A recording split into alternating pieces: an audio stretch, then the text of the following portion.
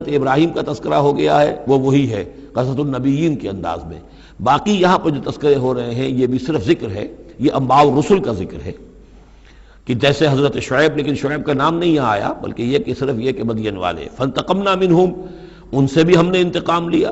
وَإِنَّهُمَا لَبِإِمَامٍ مُّبِينٍ، اور یقیناً وہ بھی، یہ دونوں جو بستیاں ہیں کھلے راستے پر واقع ہوئی ہیں، وہی راستہ جو میں نے ابھی آپ کو بتایا ہے. وَلَقَدْ كَذَّبَ أَصْحَابُ الْحِجْرِ الْمُرْسَلِينَ. اصحاب الحجر یہ قوم سمود کا دوسرا نام ہے. وہ علاقہ جو ہے جہاں یہ قوم سمود آباد تھی اس کو علاقے کو حجر بھی کہتے ہیں. جیسے کہ وہ علاقہ جہاں قوم عاد آباد تھی اسے احقاف کہتے ہیں. اس علاقے کا نام احقاف تھا، قوم کا نام عاد تھا، جو رسول بھیجے گئے وہ ہود تھے. اس علاقے کا نام حجر ہے، قوم کا نام سمود ہے، جو رسول بھیجے گئے وہ حضرت صالح تھے علیہ الصلوۃ والسلام. وَلَقَدْ كَذَّبَ أَصْحَابُ الْحِجْرِ الْمُرْسَلِينَ. اسی طرح ہجر والوں لوگوں نے بھی، اس علاقے کے لوگوں نے بھی جھٹلایا بھیجے ہوں کو، رسولوں کو. ان میں سے بہت سے نبی ہوں گے، پھر بعد میں اللہ نے آخری جو ہے حضرت صالح علیہ السلام کو بھیجا رسول کی حیثیت سے. وَآتَيْنَاهُمْ آیَاتِنَا، انہیں ہم نے اپنی آیات دیں. ان کو تو خاص طور پر جو ہے وہ اتنی حصی نشانی دکھائی گئی.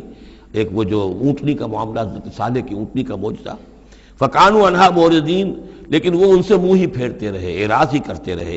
وَكَانُوا يَنْحِتُونَ مِنَ الْجِبَالِ بُيُوتًا آمِنِينَ، اور وہ پہاڑوں کو تراش کر اپنے لیے بڑے امن والے گھر بناتے تھے. یہ گھر آج بھی موجود ہیں. میں خود بھی ایک مرتبہ گیا ہوں اور دیکھ کر آیا ہوں اس پورے علاقے کو. فَأَخَذَتْهُمُ الصَّيْحَةُ مُصْبِحِينَ، تو انہیں بھی آ پکڑا ایک چنگھاڑ نے صبح کے وقت. فَمَا أَغْنَىٰ عَنْهُمْ مَا كَانُوا يَكْسِبُونَ، تو کچھ نہ کام آ سکا ان کے وہ ساری کمائی جو انہوں نے کی تھی، جو کچھ انہوں نے مال اسباب جمع کیا تھا. عذاب الہی سے بچانے میں کچھ بھی مفید ثابت نہ ہوا.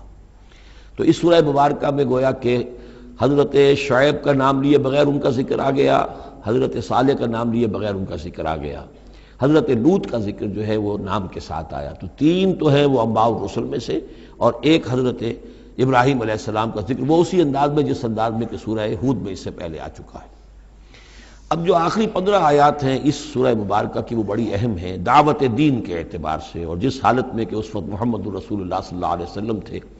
اور اس سے بھی آپ کو معلوم ہو جائے گا کہ یہ خاص اس دور میں نازل ہوئی ہے جبکہ حضور کی دعوت جو ہے ابھی ابتدائی مراحل میں تھی.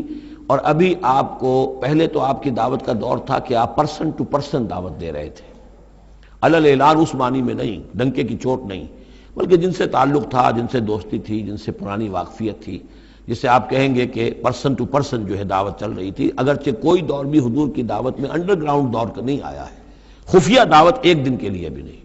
بعض لوگ اس دور میں بعض تحریکیں ایسی ہیں کہ جو اس کو خفیہ سے تعبیر کرتے ہیں کہ انڈر گراؤنڈ موومنٹ تھی، تو یہ غلط ہے.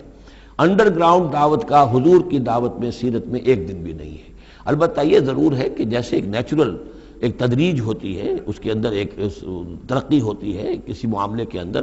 پہلے آپ نے ذاتی جن سے تعلقات تھے، حضرت ابوبکر بہت پرانے دوست تھے، ان سے سب سے پہلے ان سے بات کی ہے.